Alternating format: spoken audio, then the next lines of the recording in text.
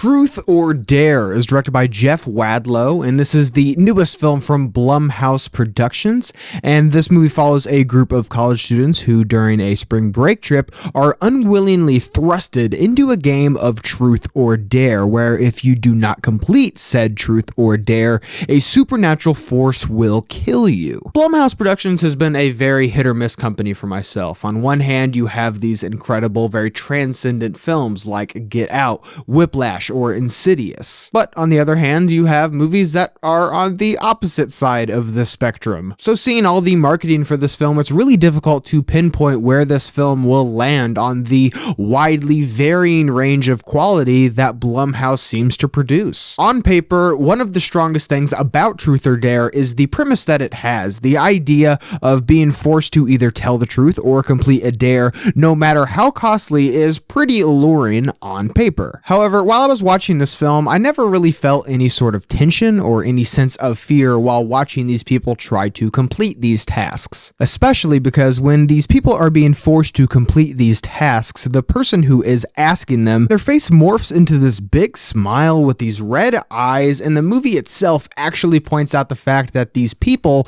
just look like a bad Snapchat filter, and I couldn't help but laugh at this film because it looks more goofy rather than creepy. I also thought that several of the tasks that these characters have to complete were rather lame. In watching this film, I couldn't help but think to myself how an immediate improvement would be made upon this film if it was rated R, like a hard R, especially since this film itself seems to think that the most alluring part of this movie is watching these people try to complete these tasks. But there was no point in this entire film where I felt like I was having fun watching this movie or enjoying watching these people do these unspeakable things, because as I said, they're not very scary and they're not very graphic. A lot of the audience members around me were laughing at this movie. I wasn't the only one. And I think if this film would have been treated as almost another entry into the Final Destination franchise, watching these young people slowly be picked off in these horrific ways, then I think a significant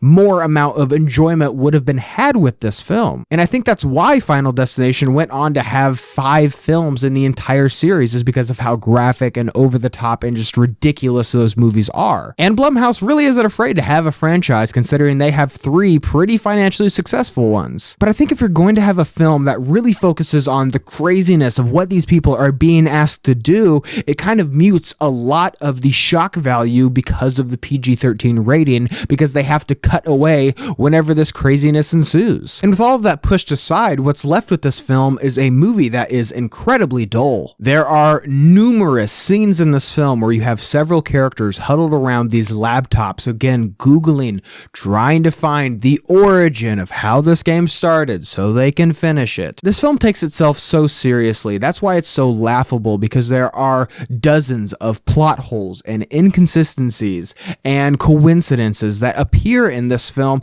that you're just sitting there wondering, why does this movie think it's a lot better than it actually is? Not to mention the fact that having characters Google something in a horror movie is a cliche to begin with, let alone having it happen at least 3 times in this movie. In fact, there are a lot of cliches in this film, so you know what that means. Horror movie bingo, kids! So let's see what our next contestant, Truth or Dare, scored.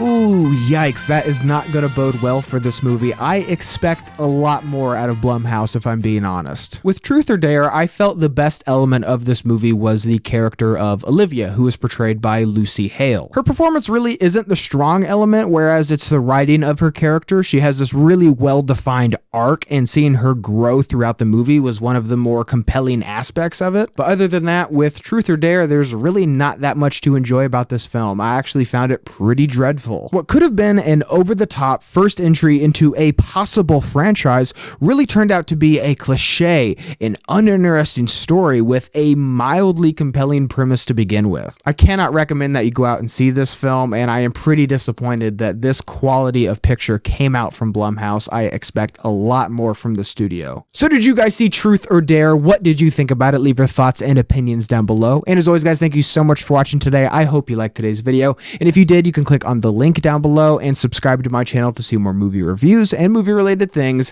Again, guys, thank you so much for watching, and see you next time.